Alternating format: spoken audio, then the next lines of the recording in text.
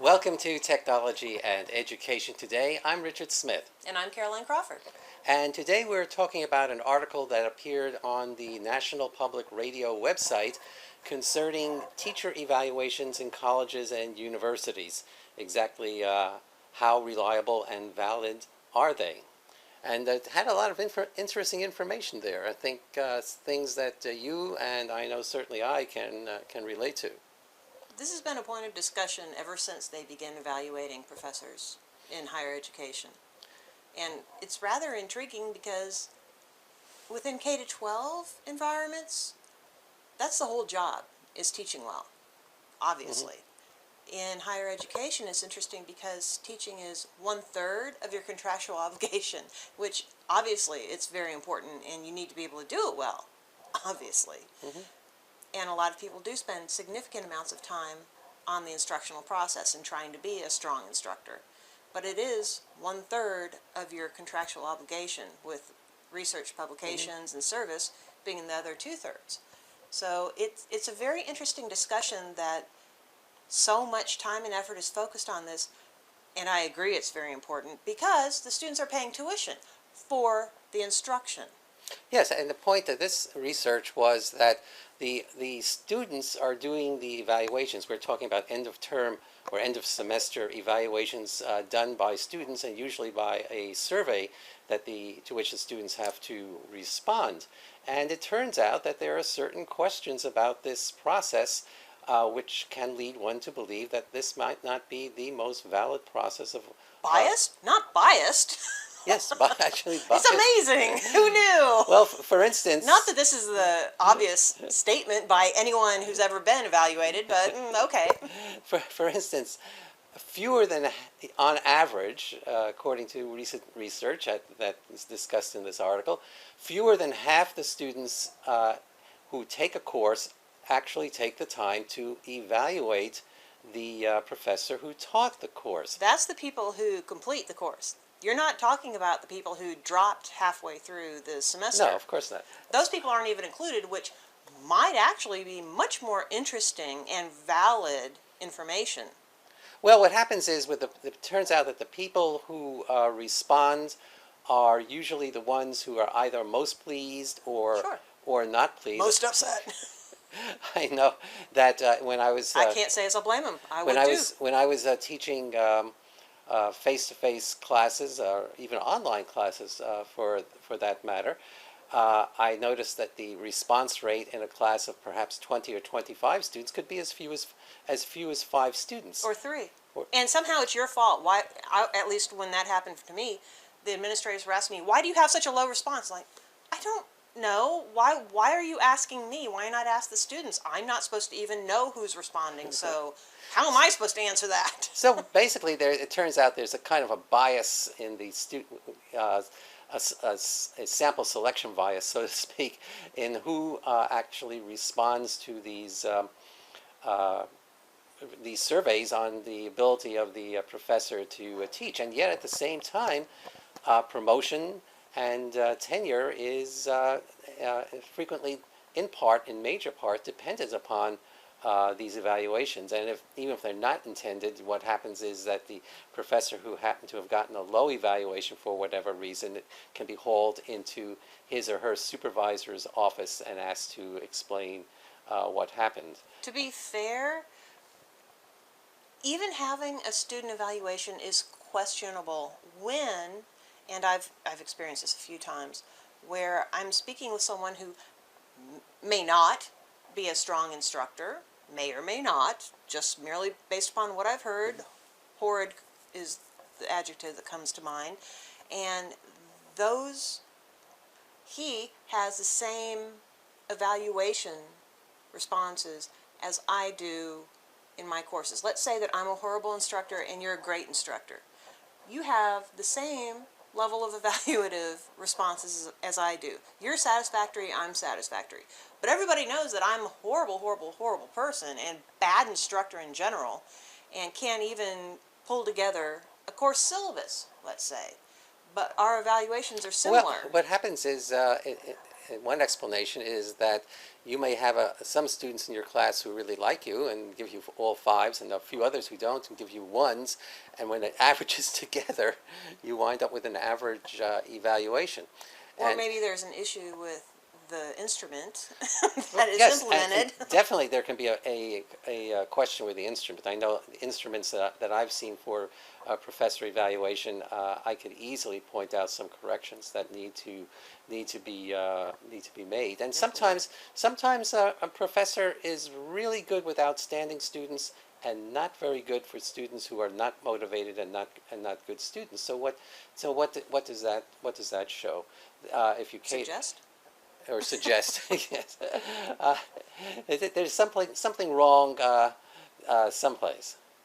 I don't know. It depends upon whom you're teaching and what is.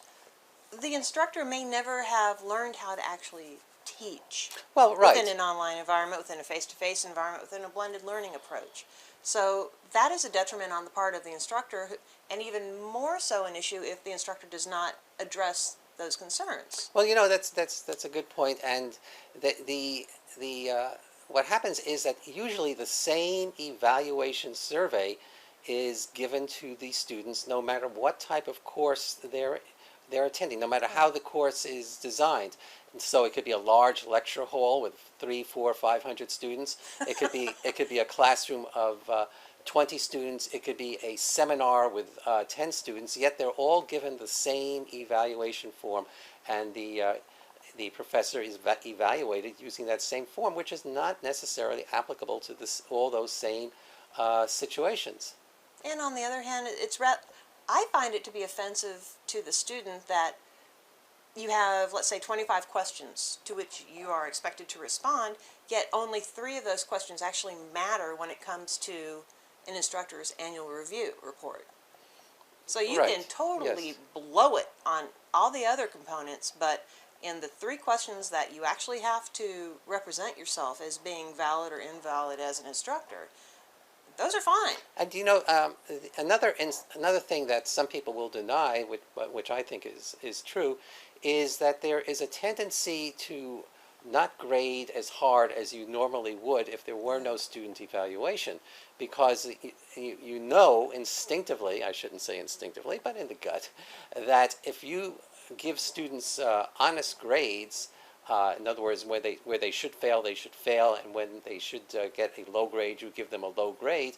The professor kind of raises those grades up because he or she realizes that the students are going to retaliate when it comes to the evaluation of the professor, and they can get back that way. After stating that, please allow me to offer my opinion. I'm really offended by that. The fact that I'm being evaluated at the end of the course has nothing to do with how a student is evaluated. Everyone is evaluated in the same manner in my courses. In your courses. I understand the whole easy A concept, and Right. I've seen it happen over and over again, and all of a sudden, especially with undergraduates, if you offer an easy A, oh yeah, she's so wonderful, oh yay, you got an A, you didn't do anything. Of course you liked her. Right, that's right. So I know in your case it's not correct, but in general, He has to say that. I'm sitting here.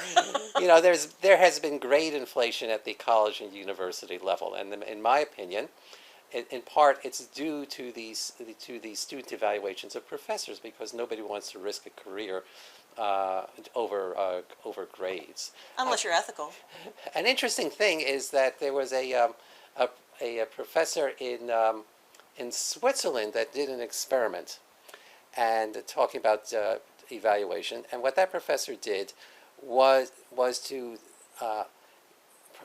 measure how well students did in succeeding courses, in the courses that they followed within a particular discipline. Like you have stats 1, stats 2, Right. So math 1, math 2. right. So if their math 1 professor was a very hard grader and had very high standards, it turns out, and at the same time, because of that, got low student evaluations, it turns out that his or her students in math 2 actually did better than students who came from classes where they received higher grades because That's kind of a duh.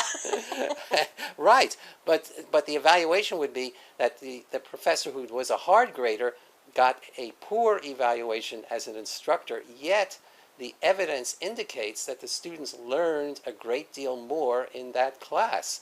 And even though, in effect, that person was a better teacher than the teacher who got a higher evaluation because of giving out grades, because he or she was an easy grader. I don't And think it's that's- because of grading. I think it's because of quality of instruction, and correlated to that well, is well, an evaluation. Right, but what happened is the students perceived that the instructor who was the easy grader, they gave him Or her. or her a higher rating as an instructor, and they gave the person who was actually a better instructor based upon the results of his or her students in the next course a lower grade.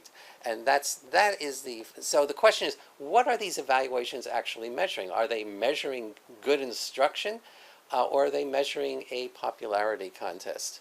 And concerning popularity contest, what kind of reputation does the instructor actually hold at that university? Mm-hmm. I mean, I've been at my university, primary university, 16, 17 years now. When I first started there, it was a rough ride. I was constantly called in the associate dean's office. Why are you doing this? Why are you holding such high standards? Why are you expecting so much more than all the other instructors? Like, what? It's a university. Silly me, I thought I was teaching graduate classes, what? But the expectation level was significantly different, one might suggest, from the other instructors. And what happened to my easy A? No easy. Well, we already have established that you are not an easy A. Oh, I don't know. I'm sure there are probably people that would suggest I did. I haven't heard anybody I suggest haven't heard you. anyone, but I'm sure there are. No one's silly enough to say that to my face. At any rate, I think we can see that there is Really? I'll change my classes right now. there's quite a controversy brewing as to whether the evaluation of college professors and university professors, whether they're being evaluated correctly. And I think we'll have to stop right now because we've run out of time. For Technology and Education Today, I'm Richard Smith. And I'm Caroline Crawford. Bye.